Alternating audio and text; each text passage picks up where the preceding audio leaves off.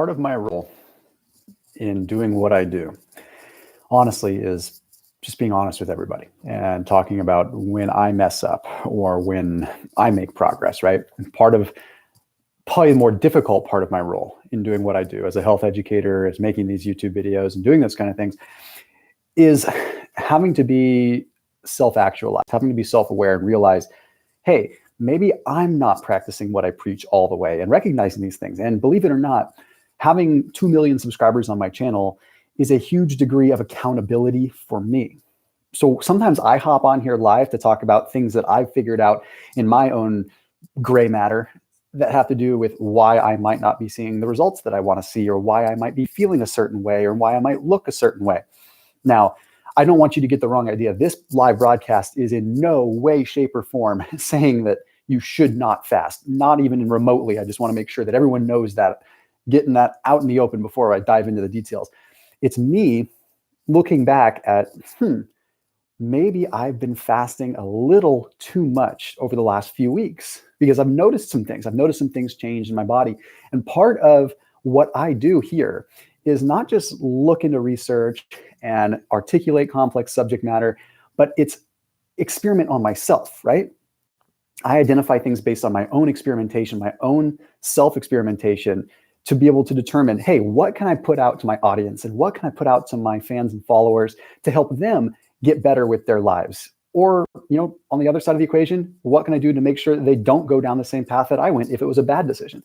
So anyhow, this is all fun stuff. This is all just me just being honest with you. And you don't always get to see me in just a true, authentic light, right? You see me with pre-recorded videos that just have the subject matter laid out, but you don't always see me in the raw. So I love doing these lives. So if you can, guys, please make sure that you hit that thumbs up button, because that just makes sure that YouTube knows that this video is good, that it's really me, and it does help out. And also comment where you're watching from so that I can say hello, because there are so many people, everyone, just the amount of gratitude, the amount of amazing things that are coming forward right now in the comment stream is just awesome. I see it off to my right. It's just, holy moly, this is awesome.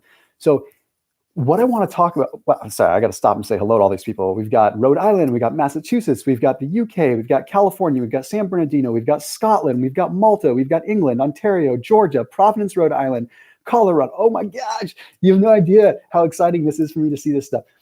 As someone that was just like a total nerd and loser in high school and college, to see like that people are actually happy to be here in some weird way, just, I don't know, makes me feel fulfilled. It's cool. Like, people love being here, and that's just awesome. So anyhow, without further ado, let me talk about, because this is not clickbait, I wanted to really be honest with you. You guys may have noticed, and this is hard for me to even talk about because I've ignored it. You may have noticed in some of my live broadcasts and some of my pictures and even some of my recent videos that I've got some circles under my eyes. Okay, they're better now, like, obviously. Okay, they've definitely gotten better. You probably noticed that, right?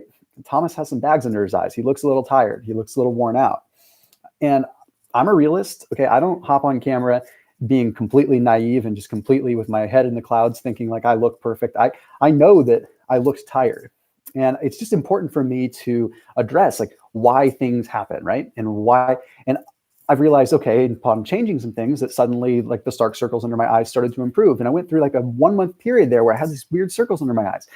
And the point was, in addition to being exceptionally tired for the last couple of weeks, really just because my toddler has not been sleeping, we've been in the middle of moving, we are hiring people like crazy, we are moving into another office, there's a lot of reasons why I could be tired, right? But here's what's wild and where it has to do with fasting. Over the last month, I started doing a lot more fasting because my life was busy. So it was easier for me to make the decision to fast than it was to make just cleaner decisions when I was constantly on the go. So the last month, 6 weeks, really, I was just on the go, on the go, on the go, on the go.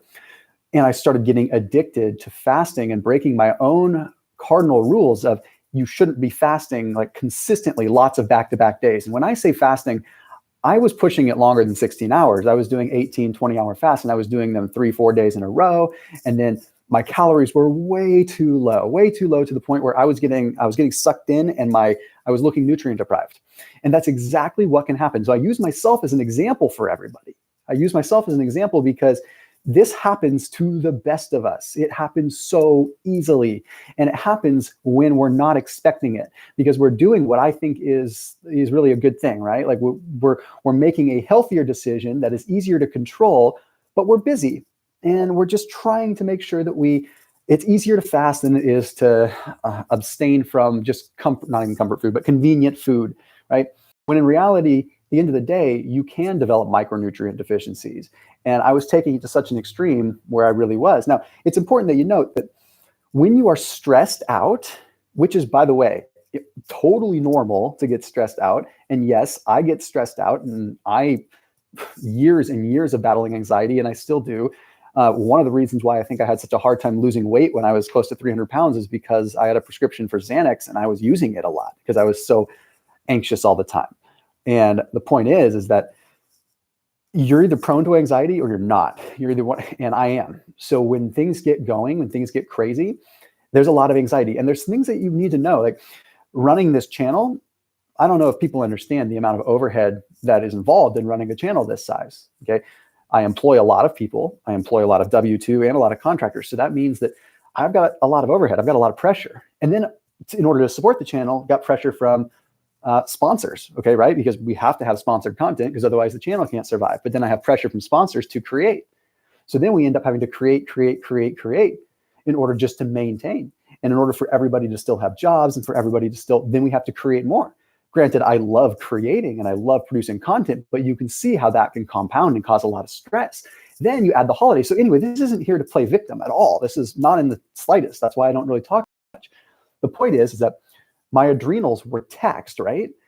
Lots of stress coming from every single angle. And what we have to remember is that fasting is, by its very nature, a hormetic stressor. It's a hormetic response within the body. What we're trying to achieve out of intermittent fasting or out of fasting is inflicting stress upon the body. Okay, we are trying to make ourselves physiologically stressed out so that our cells adapt, right? Well, that's not always what we want when we're in a state of chronic stress. Now, will fasting burn out your adrenals? Not necessarily. I think you would really have to take it to a strong degree. But fasting in conjunction with not sleeping and fasting in conjunction with being stressed out is not always the best thing. And it's hard to bury or get yourself out of that hole that you bury yourself in when that happens. So what I'm trying to relay to you is that you have to have a set plan when you're going into a crazy period of your life. And that is what I failed to do. I failed to set a plan, which is something that I've done for myself for a very long time. So going into this crazy smorgasbord of chaos, I didn't write down my plan and I let myself fall victim to what I thought was the right move at a very point in time, when in reality, it's pure laziness. It's not having the fortitude to be able to say, hey, I should just buckle down and prep my food and be prepared for this bout of travel. But instead, I took the easy way out, which by far, a lot of times is the better way to go in terms of fasting, right? It's better just to fast than to eat that garbage. But you can be prepared. So anyhow, I want to make sure that this isn't just turning into some big rant, because it's not. What did I learn? Well, I learned that in the process, I let my body down, but I let my followers down. And I let my followers down because I'm not being the example. Now, I will say that I put a lot of pressure on myself. And when I look in the mirror and I see dark circles under my eyes, there's pressure, right? There's pressure because I feel like you guys are going to look at me and that you're going to lose interest, or you're going to lose your passion because I don't look as healthy. So I looked pale, I looked gaunt, and I wasn't proud of it. And it reflected in my passion in my videos. And that means that the last month of videos that I created, although educational and helpful, they lack the passion that I think what really makes this channel drive. Now, don't start poking holes at me saying, yeah, I noticed the passion wasn't there. I was just tired, okay, because passion's there. So anyhow, let's talk a little bit about how this might work if you're fasting day in and day out, and what's happening to your body. So before we do that, let's take a brief intermission and just let everyone comment where they're watching from again. Okay, everyone, first of all, I have to say, like, you guys are so awesome. Everyone here commenting, like, I've been there before. This is awesome. I totally get it. Yeah, I'm glad that everyone understands, because fasting needs to be a spontaneous and sporadic caloric reduction. That doesn't mean that you only fast once a week or you only fast once every couple of weeks. No, you can fast more than that. Don't get me wrong, fast a lot, but you have to be strategic, and you do have to make sure that you're not just limiting your calorie window. I think if I actually did the math, I was getting to a point where I was consuming like 1,000 calories a day for a couple week period of time. Granted, I wasn't changing my workouts. I was still working out intensely. In fact, if anything, I was training at a higher intensity, because for the first few days of doing more frequent, longer fasts, I really liked how I looked because I was getting super dry, super lean. So it motivated me to push my workouts harder, which therefore beat the crap out of my adrenals even more. Okay. Oh, I got South Carolina. Oh my gosh, this is so awesome. Okay, the Ukraine, we've got Poland, we've got, oh my gosh, we've got Colombia, we've got Sweden. The international audience here is just amazing. As in addition to commenting, can you please hit that thumbs up button? Because that thumbs up button is what gets the likes up on this video. And that's not just for my validation, that's for YouTube. Okay, YouTube does look at that thing, especially on live broadcasts, because they want to make sure that I'm drawing good engagement and talking to a lot of people. So what I'm going to do, I am going to go into some questions. Okay, I definitely will. But I want to explain what happens if you fast a little too frequently, outside of looking like Thomas DeLauer over here with dark circles under your eyes. But I want to talk like what's happening physiologically if you get too addicted to that process, and why it's important that you give yourself caloric breaks and allow yourself to have periods of time where you bring calories back into the equation. Okay. First of all, it's important to remember, even from an evolutionary standpoint, what would happen with fasting, right? It would probably be periods of time without eating, surrounded by periods of time with eating, where you would probably have like a 4 or 5 day, possibly even a week surplus of calories. Let's just say hypothetically, none of us were alive in Paleolithic times, so we can't yank each other's chain and say that this is really the way it was. But let's say, for example, or hypothetical example, that it's Paleolithic times and you go out and you kill a lion. Well, that lion isn't going to provide food for you for one meal. That lion is going to provide food for you and your family for probably a week or two, meaning you're going to be in a caloric surplus for probably a week, which is more realistic for what it's like to bring the metabolism back up, okay? And that's the important thing to remember with that, is that if we fast every day, we get ourselves in this habit of going away from calories and having a small amount of calories, but still remaining in a deficit. Then we go in a deeper deficit by fasting the next day, and then have more calories and probably keep ourselves in even more of a deficit. So the point is, we're going deficit and then breaking the fast, but still being in a deficit. Whereas if you look at the other side of the equation, it would probably go 3, 4, 5, 6, 7 days without eating, followed by 3, 4, 5, 6, 7 days with eating. It's a longer period of time, and your metabolism is more likely to reset from a refeed or a cheat meal over a longer period of time than it is over just one meal. So I'm bouncing around a little bit. What I mean by that is, like, even with a cheat meal, you're not going to get a benefit out of one cheat meal. So I'm not saying you should go have a cheat week. Okay, but what I'm saying is that you need to have a diet break every now and then, and it needs to go for a couple of days. And that just means that you have your calories go above maintenance for a few days, because going above maintenance for a few days is more likely to reset your metabolism than having one massive cheat meal that just messes everything up and just throws your inflammatory cytokines through the roof, right? So it's just important that you know that, because maybe you can strategically add some more calories, for 3 or 4 days, possibly even a week, by way of coconut oil, by way of some avocado, some calorically dense yet nutritionally dense foods. It can be a really powerful way to just reset things. Because here's what we have to remember: what happens with your metabolism. We cannot deny the fact that if you slowly or even quickly reduce your calories, eventually your body is going to adjust to that. And intermittent fasting has the potential to put you at risk of gradually reducing your calories. And who here, just who here by show of comment, has found themselves addicted to the feeling of fasting to the point where they find themselves doing it a little too much? And be real with yourself, okay? Because it's okay. Guys, I mean, this channel is probably one of the biggest epicenters for fasting. So I'm an advocate of it. So you're not going to hurt anyone's feelings. You're not going to be fake if you say that you've definitely gotten addicted to fasting before. Okay, yeah, like everybody, okay? It feels good. You're not inflamed.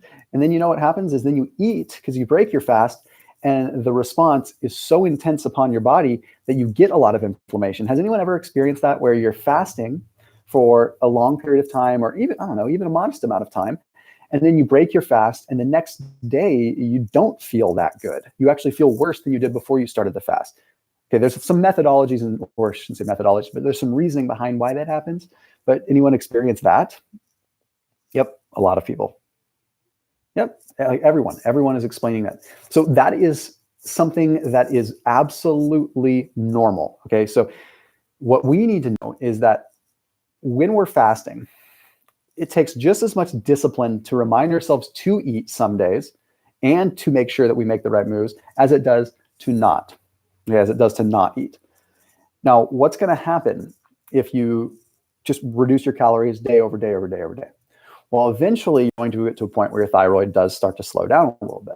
And that, although is easy to reverse, it's going to start leading to all these symptoms. So if you start finding yourself to a point where you're getting really dry skin, or your hair is getting brittle, and possibly your hair is falling out, or your nails are getting brittle, or you feel like your muscles aren't recovering, you're staying sore for a long period of time, those are very good indicators that you might have been fasting a little too much, or that maybe your metabolism is starting to slow down. Now, does that mean that your metabolism won't come back? Absolutely not. It will definitely come back if you put the right measures into place. And spoiler alert, I have some fun videos coming out this weekend, particularly on Sunday, on signs of a slowing metabolism. Okay, so things that you should be paying attention to. So little spoiler alert. So mark your calendars for Sunday morning when that video comes out. Okay, so you might be thinking, okay, well, I can just make sure that on the days that I am fasting, I just make sure I have enough calories and that I'm still getting my baseline amount of calories for the day.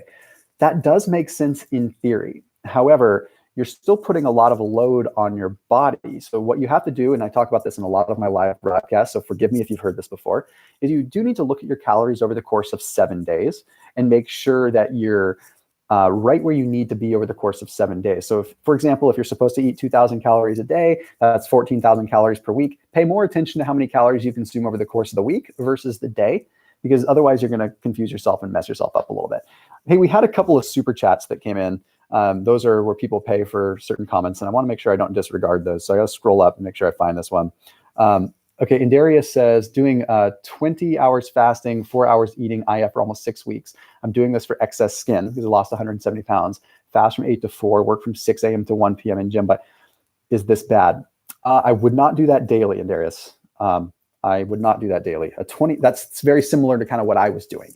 And you might find that although the results are great, you're going to stall in time. And I know you're doing it for extra skin because you've already lost a lot of weight, but I highly encourage you to not do that daily and actually try doing like one 48-hour fast per week and then eat normally the rest of the week. For your given application, for reducing loose skin, longer prolonged fasting is probably a better solution. Now, I'm not a doctor. I can't say that for a fact, but then again, most doctors you talk to aren't going to talk about fasting in the first place. So, hey, let's go ahead and, oh yeah, thank you. Joe Fox just is telling everyone to push the like button. I appreciate that, guys. Hit that little thumbs up button.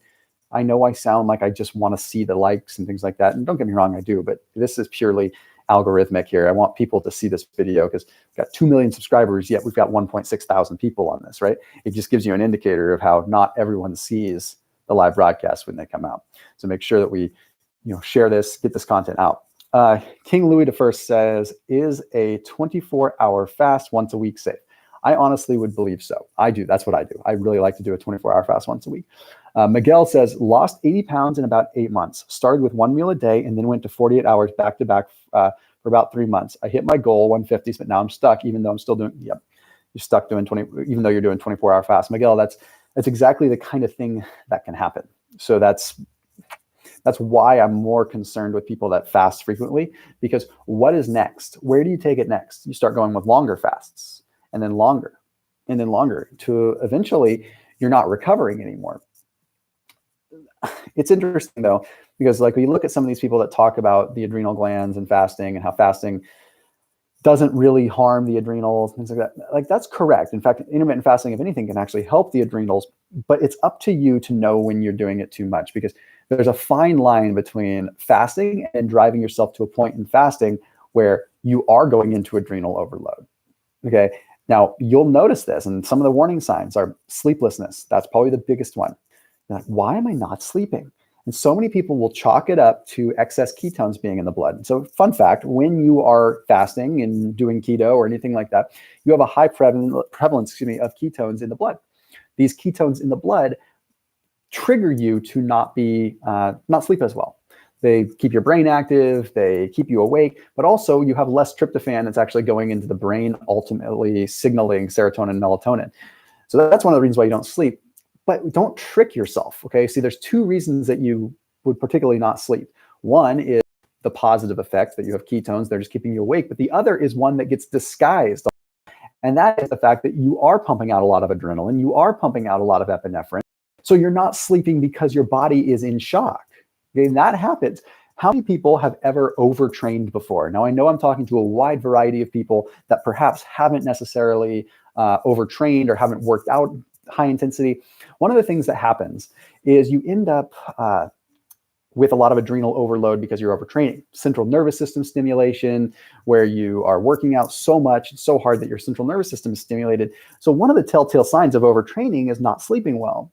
And it's one of the hardest things in the world to say, I need to back off of my workouts because I need to sleep, right? It's very difficult for someone that loves to work out. It's very difficult. Well, the same thing happens with fasting, and it's very difficult to realize when you've reached that point. You see, the same thing that is triggering fat loss is also what's keeping you up at night. Adrenaline, catecholamines, okay? Remember those things. I talk about them constantly. Epinephrine, norepinephrine, all these things. The fight or flight hormones, the flight or flight, that is what is mobilizing fat, okay? That is what allows hormone-sensitive lipase to actually act upon itself to ultimately burn fat, okay? So, but that adrenaline is also doing its job as adrenaline, and it's keeping you awake, right? It's keeping you amped up. So at what point is there a line of diminishing return with that, where you are so amped up from fasting and from your adrenals being just pumping, right, that you don't sleep and that you lose fat loss benefits because you're not sleeping? Remember, there are studies that have shown that not sleeping, like literally just cutting down from 8 hours to 5.5, will increase your ghrelin levels by 15 to 20%. Ghrelin is the hunger hormone. That's what makes you feel hungry. So did you know that if you just cut a couple hours off of your sleep, all it takes is one night and your ghrelin levels are through the... Do you ever notice that you're hungry on days you don't sleep? You mindlessly want to eat? Well, the other thing is that it has a strong affinity for, you end up having a strong affinity for sort of called CB1 receptors. So when you're hungry or when you don't sleep, you get hungry. But not only that, when you do eat, you feel like you get more satisfaction out of the food. So you actually satisfy the CB1 receptors, those endocannabinoids, a lot more. And that means that even if you were to go and eat a cupcake on a day you slept, you might be more likely to say, okay, that was enough. But on a day you didn't sleep, the sensation of that is 15, 20, even all the way up to 32% higher, meaning food can taste and feel 30% better. So when do you draw the line, right? Okay, you've been fasting so much that you're stressed out and you don't realize it, and then you don't sleep. So I wish I had a magic solution for you, but the best thing that I can say is to write out the days that you will fast, because you have to have them be spontaneous. You have to be cruising along and then boom, caloric reduction, and then cruise along. They have to be the anomaly. They have to be the exception rather than the rule. Otherwise, the opposite happens, right? So think about it. If it's an inverse situation here, you're fasting, or you're not fasting, you're eating normal food, and then you fast. Massive calorie reduction really quick. The body's going to liberate fats. Boom, burn them. Okay. But what if the opposite becomes true, where this is your norm, fast is your norm, and then you eat, boom. Then the caloric surplus is a shock. And it's like you've just brought in a bunch of calories, right? So if the caloric surplus, the consumption of food ends up becoming becomes the rule, getting ahead of myself. If the calories coming in end up becoming the exception rather than the rule, then they're going to have a bigger impact. You want to keep fasting in your favor and keep it in your back pocket. And granted, it's amazing, but I just strongly feel that you need to have a plan on the days in which you fast. And by all means, even if you're experienced, you should have at least 2 days per week where you don't fast.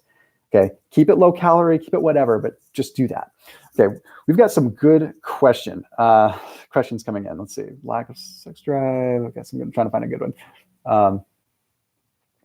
Trash Panda says, just found out my teenage daughter has been fasting on her own, but she will not listen to any of my guidance. She thinks I don't know what I'm talking about. Should I be worried? The reason that I would be worried there, and I'm not, a psychologist or anything like that, but the reason that I would be concerned is you can see how fasting can lead to bulimic-like tendencies in some people. there's a fine line once again between fasting with strategy and fasting because it just feels good, and because you're just getting addicted to it. So I think that it's hard because you're not going to always want to listen to mom or dad. Sorry, I don't know if you're sorry, but they're not going to want to listen to mom or dad. And the best thing that you can do is just try to get them educated as much as possible and try to make fasting cool, but make it cool with people that are educating properly. Someone says, Matt says, I've noticed I sleep incredibly well when I'm 24 to 48 hour fasting. The best part of the fast for me. Plus, I feel amazing when I wake up. Yeah, it's definitely something that happens with some people. Some people don't sleep at all. Some people sleep really, really good. What do we think of chewing gum while fasting? I would usually say stay away from it. Why? Because is it going to break your fast from a caloric standpoint? Probably not. But do you really want to be bringing in any other chemicals or anything like that when you're kind of at a point of just letting your body reset? I don't know. I would probably stay away from it. I've just started fasting and I'm a diabetic. Do you have any good tips? I need to take medication 2 times a day with food. Nico, I can't really comment on that because I'm not a doctor. I wish I had some more solid information for you there. Rama says, speaking of fasting, would it be fine fasting 5 days in a row and then breaking the other 2? Or would you say going 3, 2, 1? I would say go 3, 3, 1, 2, 1, definitely, rather than go 5 days in a row. John Armstrong, sorry, this goes so fast. Thank you for the super chat. I appreciate that. Let's see, there's so many good questions here. Let's see. Advice for the breath while fasting. That's interesting that you say that, because I have a video coming out in the beginning of January that talks about breathing and working out and breathing and everything like that. When you're fasting, have you ever noticed that a lot of times you take shorter breaths? Now, a lot of it could be the fact that you need less, you don't have to breathe as deeply to get proper oxygenation because your mitochondria is functioning at a better rate. So when you're fasting, you're improving mitochondrial density, which means that you're getting more energy per unit of oxygen when you take a breath.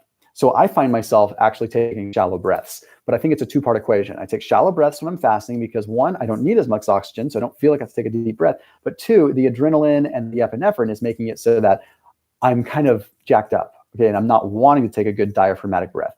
It takes a lot of energy and conscious thought to be able to diaphragmatically breathe, where you breathe through your belly and don't just breathe, in your chest, right? So just pay attention to that. So I would recommend, there's different apps you can try. You can look into Wim Hof breathing. I recommend trying that because if you can enhance the oxygenation while you're fasting, then you ultimately enhance beta oxidation, you enhance fatty acid utilization. So you could, in theory, I don't want to make a claim here, but you could, in theory, accelerate fat loss a little bit. Let's see, a question here. After losing weight with calorie restriction, I went keto now for 6 months and I'm gaining some weight back, even though I'm clean eating. What to do? Well, it might just be a reset. And I have to say, you have to address the obvious here. With keto, it's really easy to overeat calories. It's just so easy because you don't realize it. You have 20 macadamia nuts and you're sitting at 400 calories, right? It's really easy. So that's the first thing I look at is make sure your calories are in line. But remember, you're going from fasting into something that's high calorie. So you just have to be careful there. You may have wanted to say, hey, I'm going to do fasting, and then I'm going to weave off into 3 days per week, and then I'm going to weave off into 1 day a week, and then I'm going to do no fasting for a couple weeks, and then bring it back in. It's kind of a reverse pyramid structure is what I would call it. Let's see. Lots of info from many sources about using heavy whipping cream on a fast. Yeah, I would not do that. I've seen a few things talking about that. So heavy whipping cream is pretty inflammatory. I would definitely keep that out of the equation. It's definitely not going to work during a fast. How much MCT oil to break a fast for weight loss? I would not break your fast with MCT oil unless you are very experienced with it. It's pretty hard on the gut. And although it's anti-inflammatory to some degree, I would like for you to have some food in your system first. Coconut oil would be a better bet than MCT oil. Kind of a fun fact on MCT oil. MCT oil, particularly C8, like caprylic acid, is going to drive your ketone levels higher, but it's not going to convert into the usable beta-hydroxybutyrate form. So for any of you that are nerds out there that are listening to this, some of you might just tune me out for a second, but stay with me. Coconut oil is a combination of lauric acid, which is a longer chain, medium chain triglyceride, and some forms of long chain fatty acids like oleic acid, which means that what's interesting is that it still has a high ketone conversion rate within the liver when you consume coconut oil, but it converts into beta-hydroxybutyrate, which is actually the usable ketone, a little bit better. So things like medium chain triglycerides are great, except for the fact that they'll drive up what's called your acetoacetate levels, which is a ketone, but that acetoacetate has to get converted into beta hydroxybutyrate. So acetoacetate is what's measured on the keto urine strips, whereas beta hydroxybutyrate is what you would measure in your blood. So acetoacetate is not the important ketone for you. Beta hydroxybutyrate is. So I would rather, case in point is that you just need to be consuming coconut oil rather than MCT oil. But better yet, when you break a fast for fat loss, you should keep it lean protein, and that's just simply it. Okay, lean chicken breast, lean ground turkey, pea protein shake, whey protein isolate if you can handle it. Simply put, I have plenty of videos on how to break a fast, so I highly encourage you to just go to Google, go to YouTube, type in DeLauer breaking fast, DeLauer tips for breaking fast, because you're going to find a lot of different information that I've put out there with given scenarios. Okay, lots of questions. So yes or no to OMAD, says Grayson Herring. One meal a day is, I think you probably are reading between the lines a little bit here. As someone that's done a lot of one meal a day in the past, I can honestly say that I am much more of a fan of 2 meals a day than 1 meal a day. And 1 meal a day is okay, but it shouldn't be 1 meal a day every day, okay? It should be 1 meal a day 3 times per week. The 1 meal a day thing, I think, implies and sends the wrong message that we should just eat 1 meal a day every single day. If you are a 240-pound individual and you are trying to get 3,000 calories to maintain or lose a little bit of weight, I'm just using an example, and you try to get that all in one sitting, there's no way that you cannot be triggering a massive amount of inflammation in your body. 3,000 calories in one sitting, there is no way that the body is not going to have some form of shock from that. So that is where my beef with 1 meal a day comes in. Is it bad to do every now and then? No, not at all. I have a great video coming out in the beginning of January called OMAD versus 2MAD, why I think one is better than the other. And it just breaks it down. If you simply split those meals into 2, you're in such a better position because you're not shocking the body. Your body's not going to utilize all those nutrients. I have one video where I use an analogy where I take a funnel, okay, and this funnel drains into a cup. And if I were to slowly pour water into the funnel, it'll flow through the funnel and it'll go into the cup. But if I take a bunch of water and I dump it as fast as I can, it's going to overflow above the funnel and spill all over the place. That's a perfect analogy for what happens when you consume too many calories at one sitting, no matter how insulin sensitive after a fast you are. Does that make sense, Evan? If that makes sense, I just want to make sure, if the funnel analogy makes sense, just type in funnel. I just want to make sure that that makes sense. Because that's a very simple analogy. And the spillage, the extra spillover, is going to potentially store as fat. I can't guarantee it, but usually when you have an excess of carbohydrates or an excess of calories like that, it goes through de novo lipogenesis. So I just recommend just split it into 2 meals. Above all else, that's the easiest thing to do. And now I can get granular, and I have lots of videos that go into more detail. But at the end of the day, I'm trying to make it simple. Just split it into 2 meals, and you'll be in better position. And please, I hope that the 1 meal a day people don't get mad at me for that. It's just reality. We have a super chat that came in from Baby Yoda. It says, do people get stuck in a certain weight? It doesn't matter how hard I fast. My body does not want to lose the last 2 kilograms. Yeah, because I think that your strategy needs to shift from fasting over to something else. Remember, we have many different mechanisms of our metabolism at play. So if your metabolism is slowing down because you're not eating, which it's normal. Like when you're fasting, your metabolism is going slower. Okay, you have other things that are acting upon fat burning, but your metabolism for all intents and purposes is slowed down. So your overall metabolism is slowed down. So that means when you do eat, it has a harder time processing it. You're gonna gain weight easier. So fasting harder is probably putting you into an adrenal overload that's causing your body to want to store. So you reach that point. If you try to fast more and more and more, you're just going to reach a point where eventually you're just starving yourself, and eventually you will get nutrient deprived, which we have so many people that have hopped on this broadcast since I started. So it's important that I circle back. And if you were hearing with me in the beginning and you don't want to hear this again, I understand, but please try to stick with me. I came on this broadcast to talk about the fact that I was fasting too much, and I was starting to look, in my opinion, pretty bad. Okay, my face was drawn in. I was pale. I was gaunt. I had circles under my eyes. I wasn't managing stress. I feel like I was making poor decisions, or not poor, but poorer decisions in business. I was just not being myself, and I wasn't sleeping. And I had a lot of other compounding variables simply because there was just a lot of stress in my life.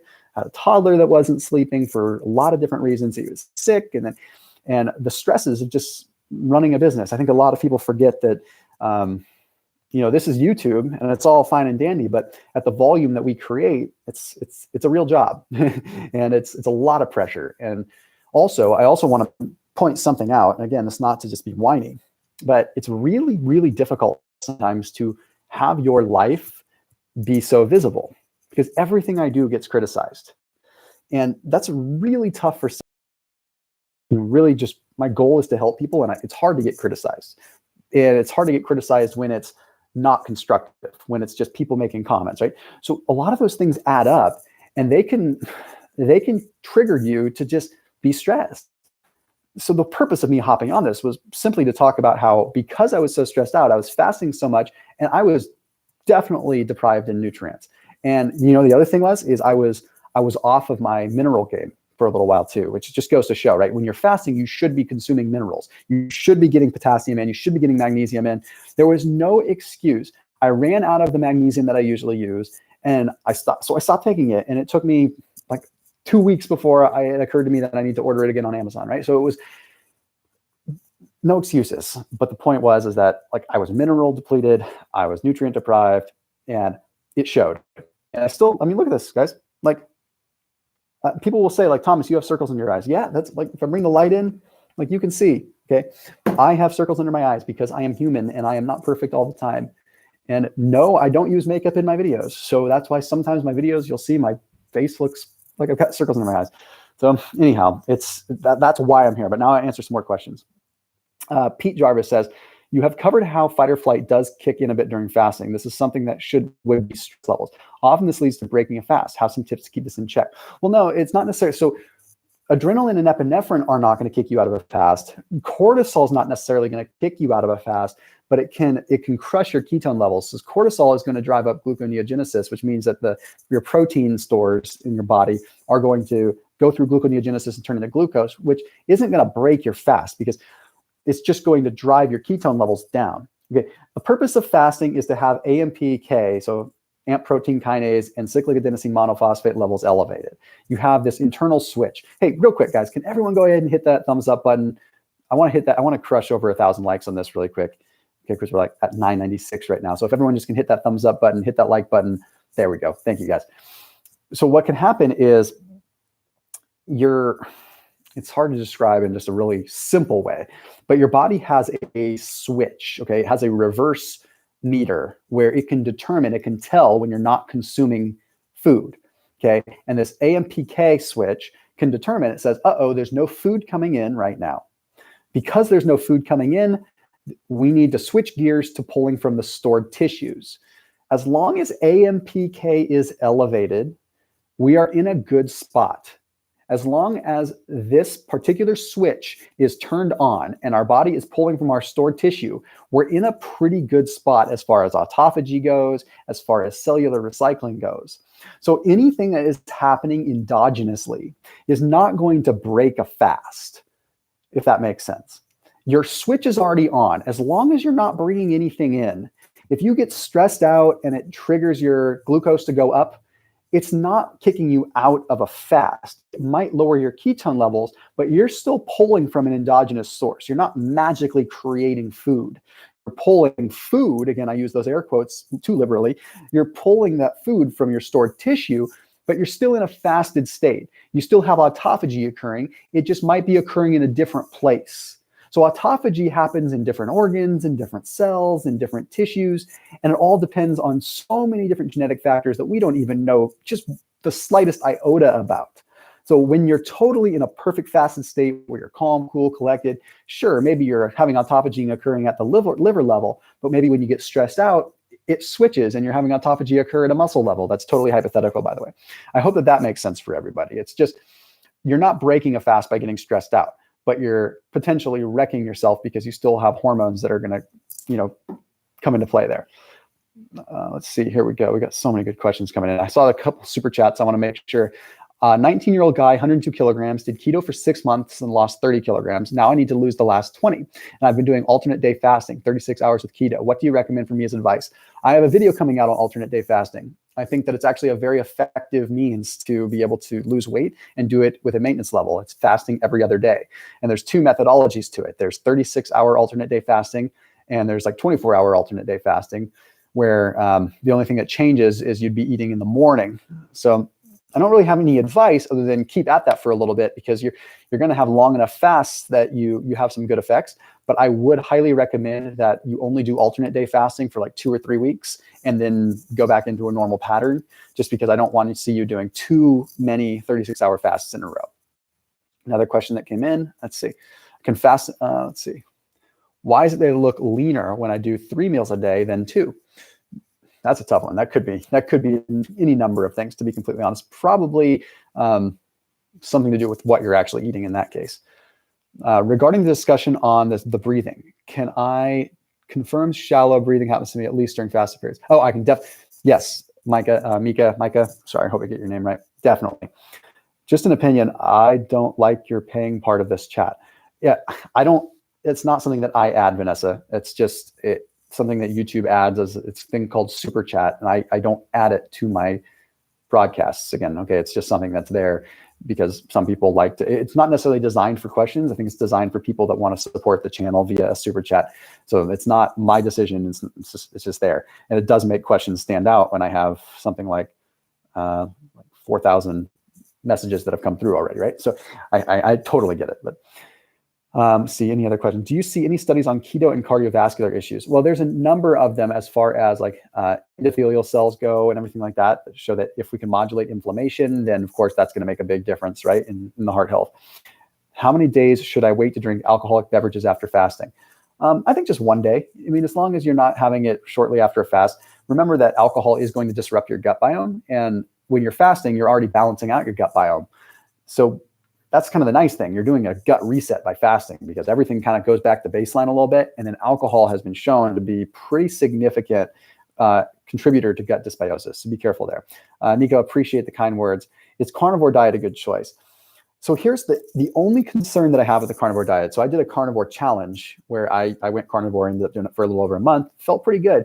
Let me point out the pros and the cons. The pros, very anti-inflammatory, right? You don't have a lot of different things coming in. When you have a lot of different foods coming in, you have a lot of different risks as far as inflammation. Carnivore makes it so it's very limited, so you have less risk of inflammation. The hard part is you become pretty narrow in your scope, right? You're only consuming that. So what happens when you get narrow in your scope? Well, you get narrow with your gut diversity too. And the gut diversity is very, very important to overall health. So that's my concern with it, is that if you go too long and you're not really aware, then you are not supporting a diverse gut biome, which has an effect via the enteric nervous system on our overall neurotransmitter effect, overall brain health, everything like that. It's yet to be discovered, right? We don't really know what is going on long-term with carnivore. But the other thing that I really have that we just have to be careful of, it's more of a mental thing, is where do you go next? Okay, I've noticed keto was hot, and then different variations of keto, and then a more restrictive form of keto being carnivore. It seems like it's just getting a little bit more restrictive. Now, I'm not saying that, again, carnivore works for a lot of people, and it worked for me for the little bit that I did it. I like my veggies too much. I don't want to get rid of them. I enjoy them, and I feel good when I eat them. But if you keep going, like, what are you going to restrict to next? It's a common knowledge that we're just want to progress. Anyone with half a brain wants to progress and not take a step backwards. So you're always wanting to move forward. So keto worked for me, so carnivore must be better. Well, carnivore worked for me, so what must be better? And that's exactly the issue we fall into with fasting sometimes too, right? So, and someone says, why is it important to have a diverse gut if you only plan on eating carnivore for life?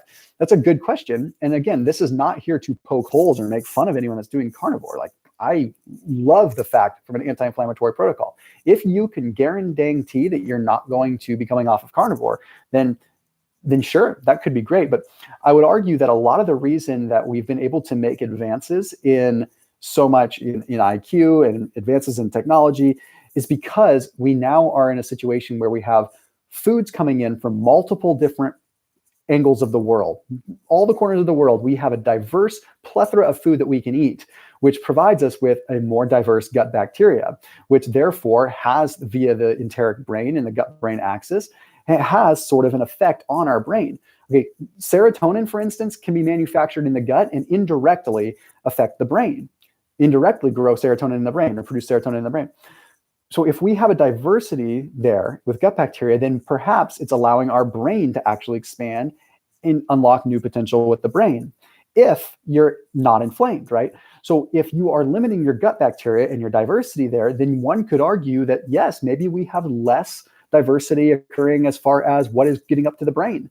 So meaning your scope can get limited.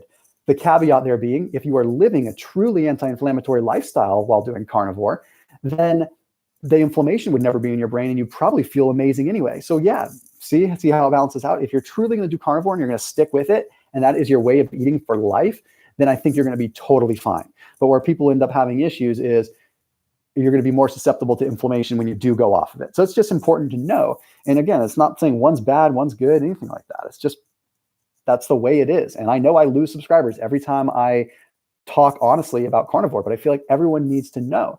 Like, that's just the way that it can potentially be. The same issue could arise with keto, right? We still limit some starches which grow gut bacteria. That's why I'm a proponent of every now and then introducing some starches. Now, I've done videos on that, but by and large, I do keto. I've been doing keto for 10 years, but it's just important to know. Wow, okay, so many people here. What's your opinion on drinking kombucha? Good question. So kombucha is kind of it's a probiotic, right? So you're just adding a certain, like a drop into the bucket. We have trillions of bacteria in our gut, and you're talking about adding a couple million to a couple billion. I think it's a pretty small amount that's not going to do a whole lot. So does it taste good? Is it a net neutral kind of thing? Yeah, so I think it's probably solid.